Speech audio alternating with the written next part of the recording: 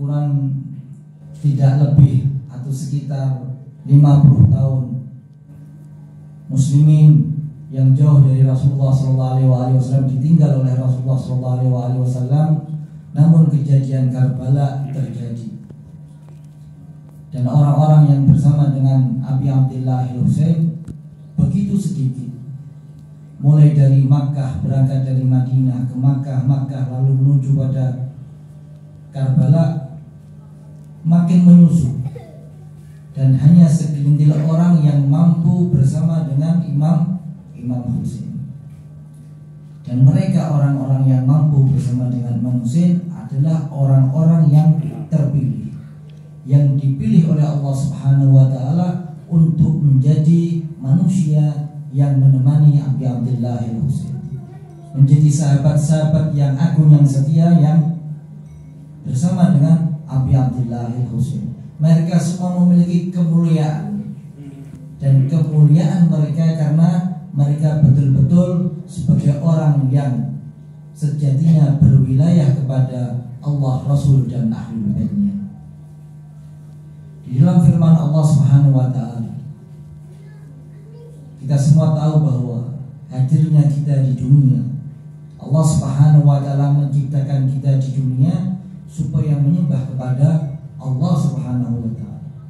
Di dalam firman-Nya di dalam Al-Qur'anul Karim, bismillahirrahmanirrahim, wa ma khalaqtul jinna wal insa illa liya'budun. Yang semuanya dari kita semua menghafal ayat Al-Qur'an ini, dan seharusnya setiap saat merenungkan tentang penciptaan kita, hadirnya kita di dunia ini. Pertanyaannya, bagaimana seorang mampu menyembah Allah Subhanahu wa taala dengan sebenar-benarnya, dengan sesempurna mungkin? Bagaimana seorang hamba bisa mengenal Allah Subhanahu wa taala, bisa menghamba kepada Allah Subhanahu wa taala dengan yang Allah Subhanahu wa taala inginkan, bukan yang seseorang itu inginkan. Pastinya harus melewati Rasulullah dan Ahlul Baitnya, dengan berwilayah kepada Allah, Rasul dan Ahlul Baitnya. Mustahil seorang mampu menjadi hamba Allah Subhanahu wa taala yang baik, hamba Allah taala yang saleh, hamba Allah Subhanahu wa taala yang sebenar-benarnya tanpa berwilayah kepada Ahlul Bait alaihi wassalatu wassalam. Dan bukannya kita semua meyakini bahwa semua amal kita tergadai, amal kita diterima oleh Allah Subhanahu wa taala apa tidak? Semua ibadah yang kita lakukan, zakat, puasa, haji, semuanya diterima oleh Allah Subhanahu wa taala ketika kita berwilayah kepada Rasulullah dan Ahlul Baitnya.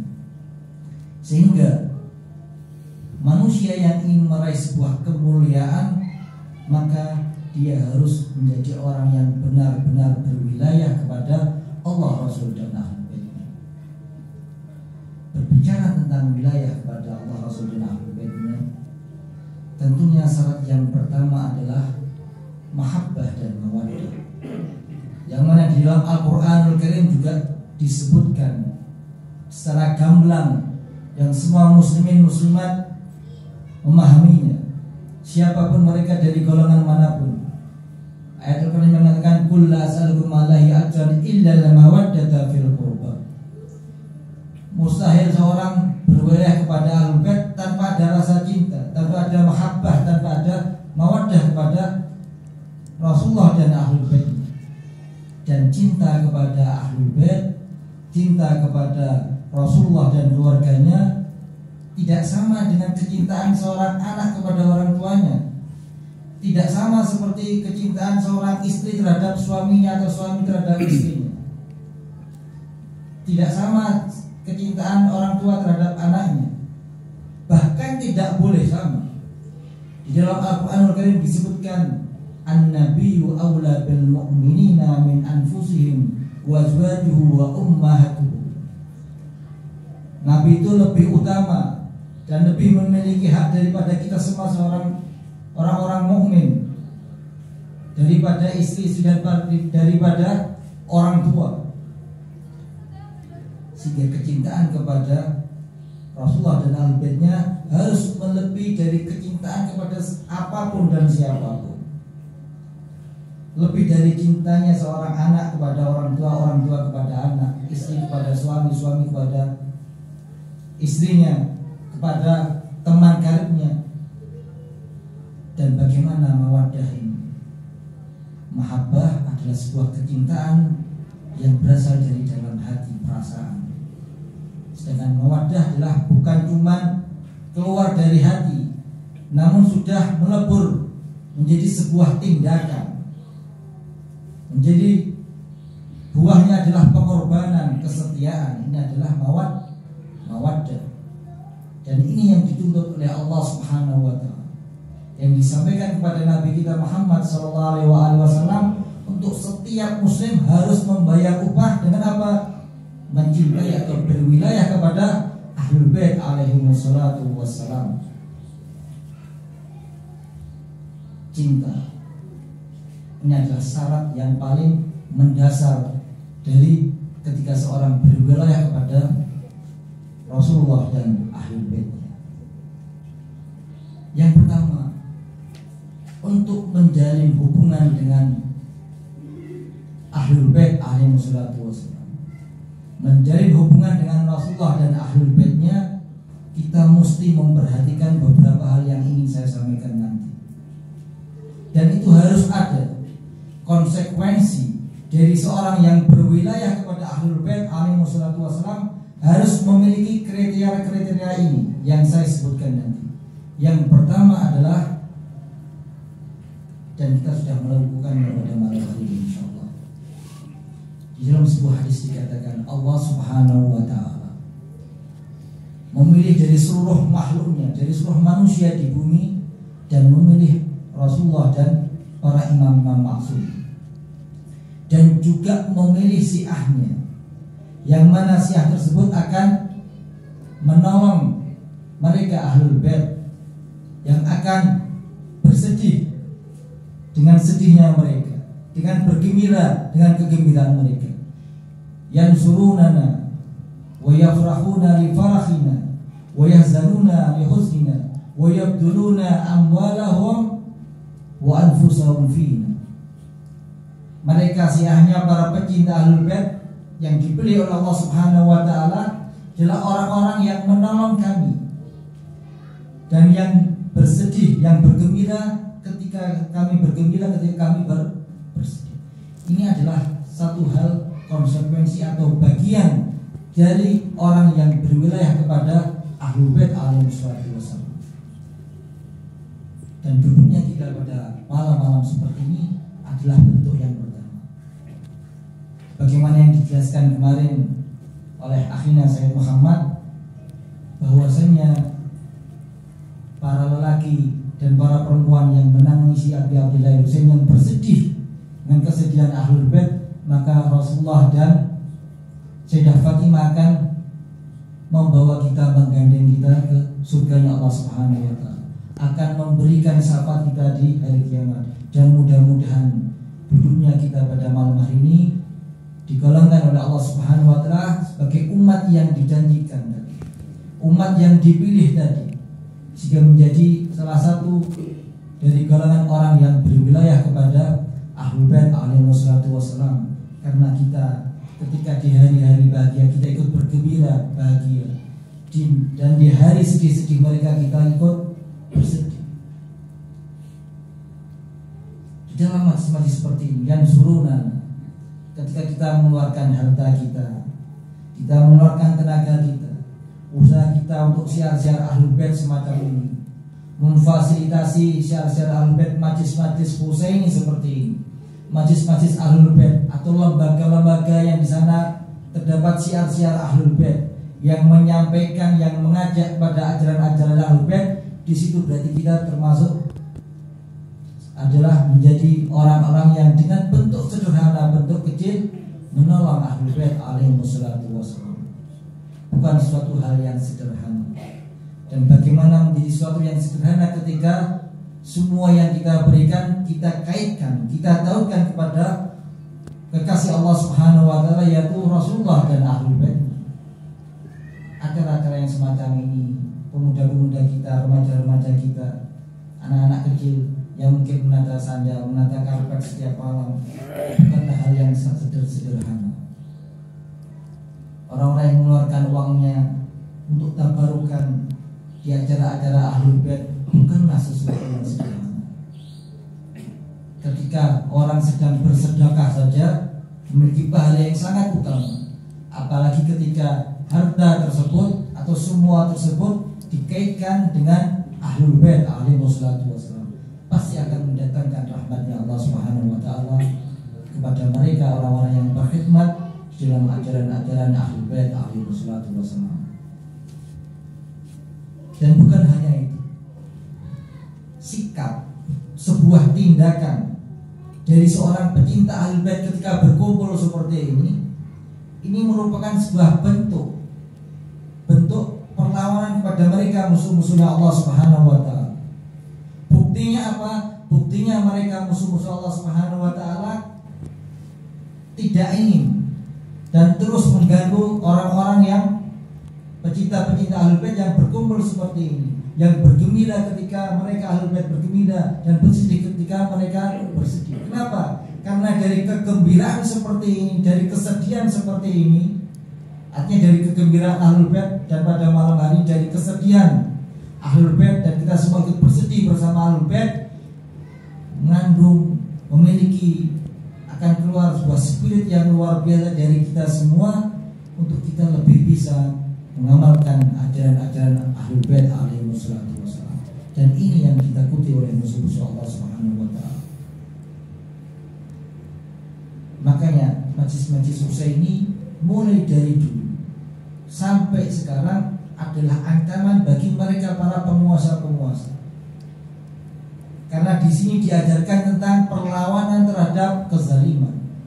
Bukan hanya ritual-ritual tanpa makna, bukan hanya menangis tanpa makna, bukan hanya bersedih tanpa makna. Ketika kita gembira memiliki makna, ketika kita bersedih bersama ahlul bait pun memiliki makna. Dan makna ini yang ditakuti oleh musuh-musuh Allah Subhanahu wa taala. Karena apa? Akan mengganggu semua apa yang mereka kerjakan. Akan mengembalikan taklifnya dari seorang pemuda pecinta ahlul bait. Akan menyadarkan para pecinta-pecinta ahlul bait yang lalai kembali lagi faham, kembali lagi sadar akan taklifnya, akan tuntutannya terhadap wilayahnya kepada ahlul bait alaihi wassalatu wassalam. Dan ini yang ditakuti oleh musuh. Kemarin ketika sempat saya berziarah Arba'in di salah satu sebuah mauqif yang cukup besar, di situ ditulis dan dibaca di figura yang cukup besar juga, ada sebuah kalimat yang sangat menggugah. Dan bukan hanya saya yang membaca, namun juga para asatidz pun membaca juga tergugah dengan kalimat yang indah. Dalam sebuah mauqif itu yang cukup besar itu, di situ disebutkan kaligrafi yang sangat indah. Bertahun-tahun dalam tulisan itu, singkatnya, bertahun-tahun kami berkhidmat menghidupkan majlis azan, menghidupkan siar-siar Husaini seperti itu. Dan kami menyangka kami yang menghidupkan majlis Husaini dengan azan dan sebagainya, dengan makanan berlimpah, dengan perkhidmatan kami. Kami merasa kami yang berkhidmat, kami merasa kami yang menghidupkan. Namun kami sadar bahwasanya justru majlis-majlis Husainilah yang menghidupkan kami. Justru perkhidmatan kepada majlis-majlis Husaini kepada ahlul bait inilah yang menghidupkan kami. Bukan kami yang menghidupkan majlis-majlis ahlul bait, namun majlis-majlis ahlul bait lah yang menghidupkan jiwa-jiwa dan roh-roh kami.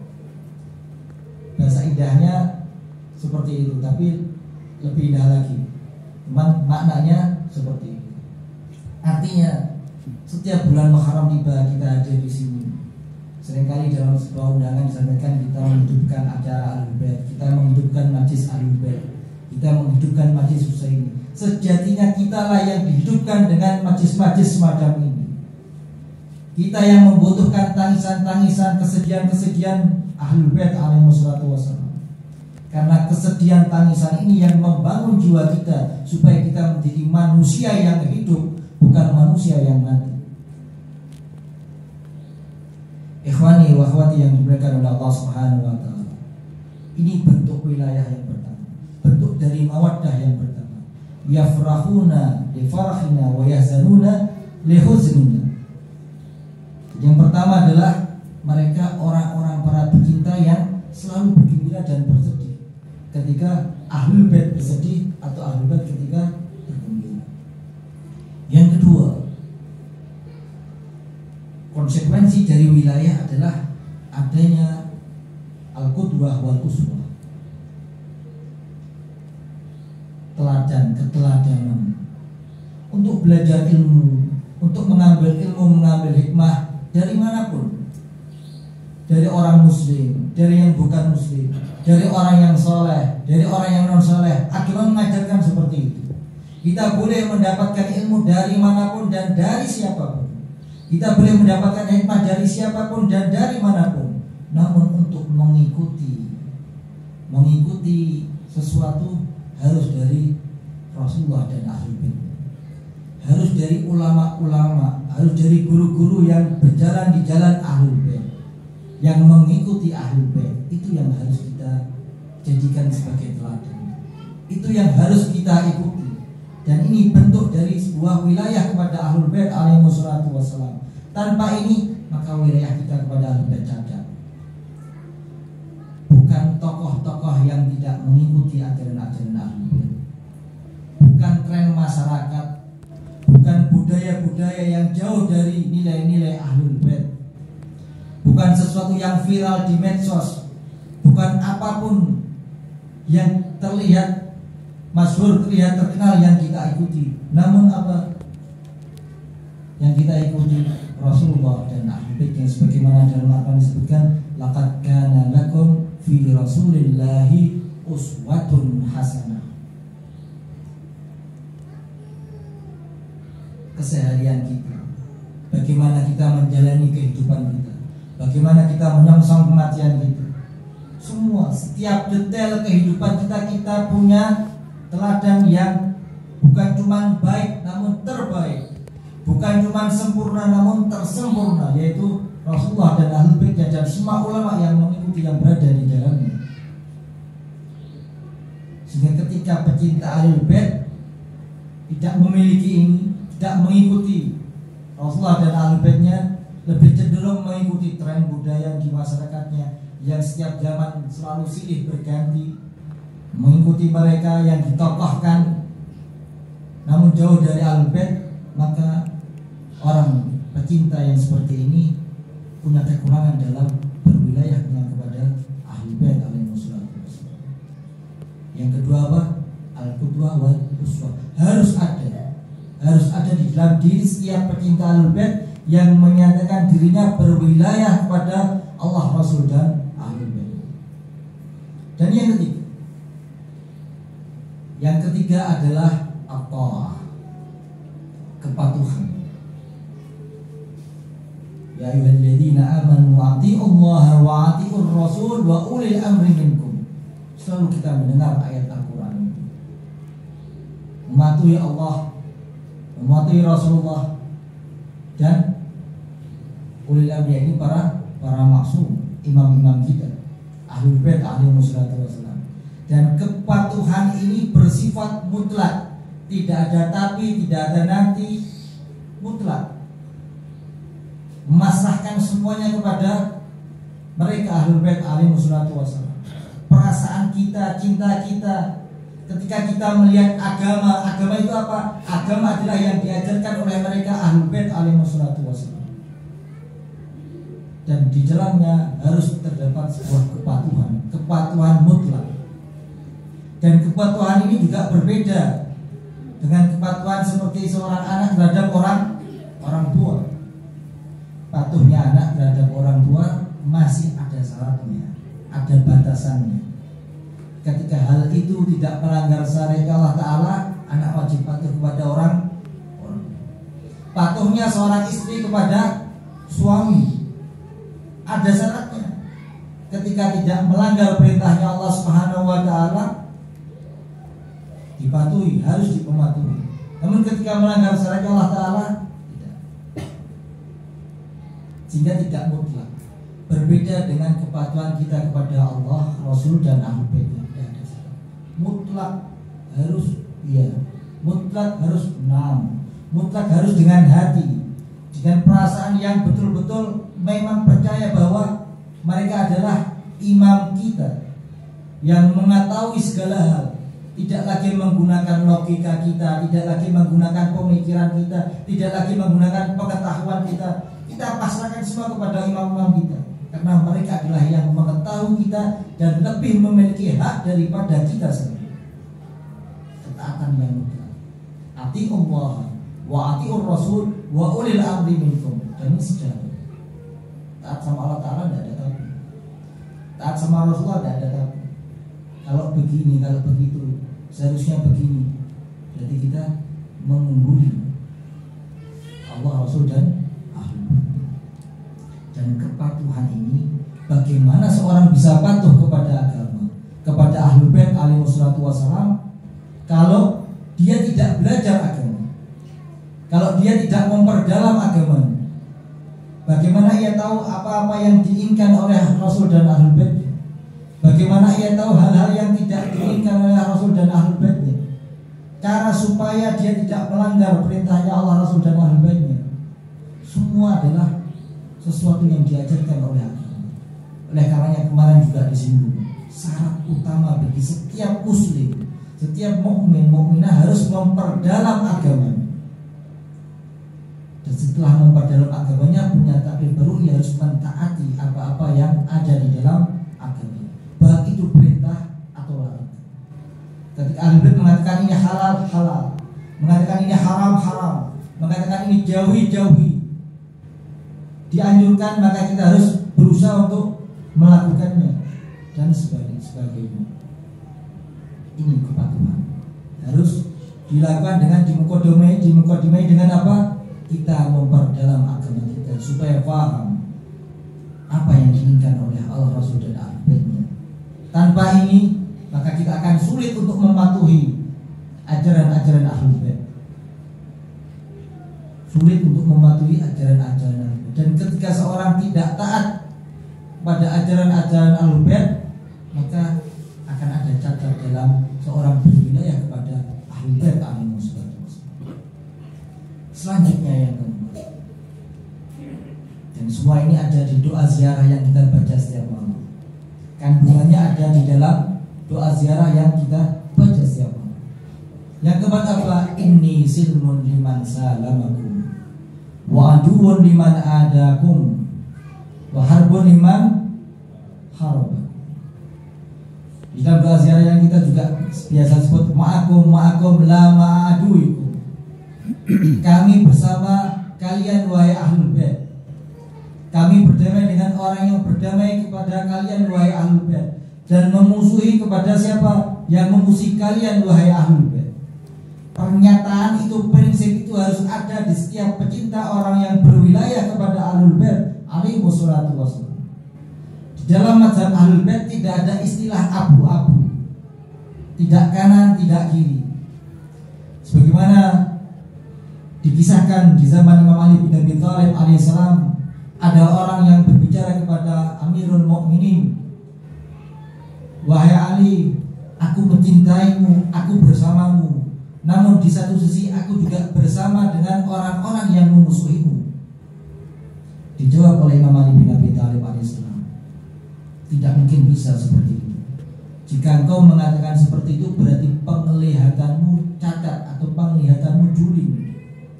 Artinya tidak mungkin di satu sisi orang mencintai Ahlul Bait juga berdamai dengan orang-orang yang memusuhi Ahlul Bait alaihi wassalatu wassalam. Ini silmun liman salamakum wa aduun liman adakum, ma'akum la ma'aduikum. Dan hal itu bukan hanya di zaman Imam Husain, bukan hanya di zaman setiap imam-imam yang telah berlalu, namun saat ini hal itu juga berlaku untuk kita semua para pecinta Ahlul Bait alaihi wassalam. Kita harus paham, kita harus tahu Karbala sekarang di mana. Semua ulama sekarang menyuarakan bahwa Karbala hari ini adalah di Palestina. Siapa Yazid hari ini? Yazid hari ini adalah Zionis Israel dan Amerika.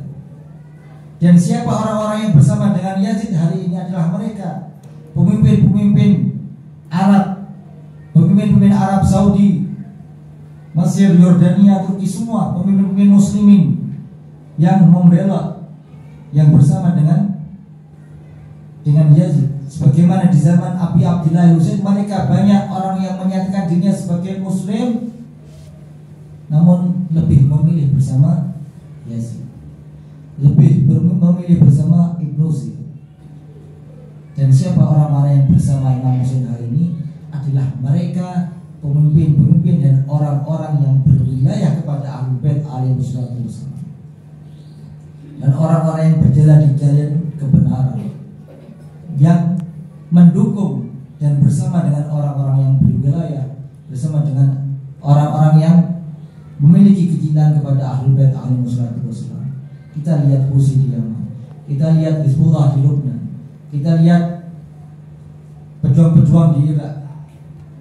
Semuanya adalah berkaitan dengan wilayah kepada Ahlul Bait alaihi wassalam.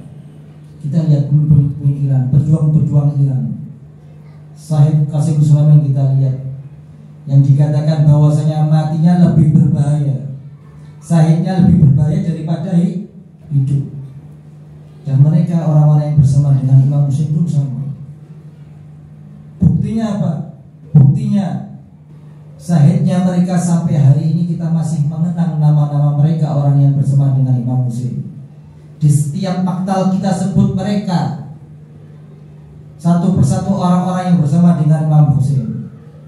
Membuktikan apa? Bahwasanya mereka meninggalkan sesuatu yang sangat besar untuk setiap zaman, setiap era kepada pecinta Ahlul Bait alaihi wassalam.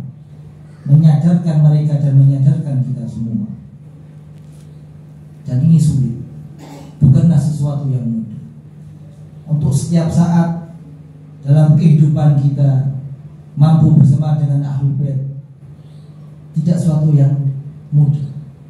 Kadang-kadang kita masih khawatir dengan pekerjaan kita, sehingga kita tidak mampu membela atau bersama mereka Ahlul Bait alaihi wassalam.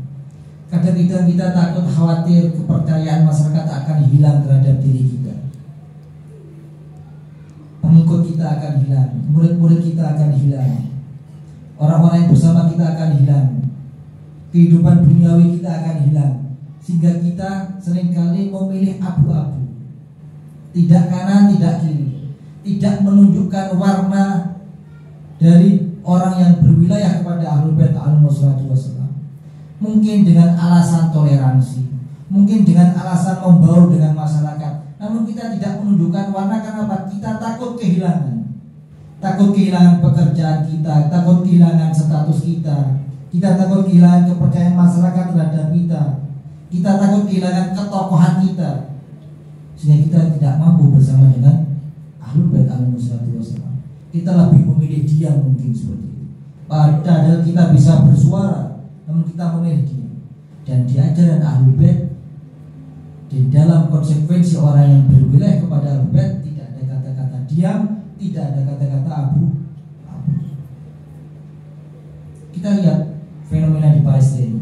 Berapa banyak muslimin yang diam, berapa banyak acara-acara majlis-majlis yang digelar, majlis-majlis yang di situ ada ribuan orang. Mungkin majlis maulid ini, majlis itu, majlis hal ini, ribuan orang datang, namun tidak ada satupun dari mereka, sebagian dari mereka yang menyuarakan tentang Palestina, yang menyuarakan tentang perlawanan kepada kezaliman. Tidak ada. Berapa banyak majlis-majlis yang ada di kita, di Indonesia ini, ribuan orang muslimin berkumpul, namun tidak ada yang membicarakan tentang Palestina. Artinya sedikit maksudnya.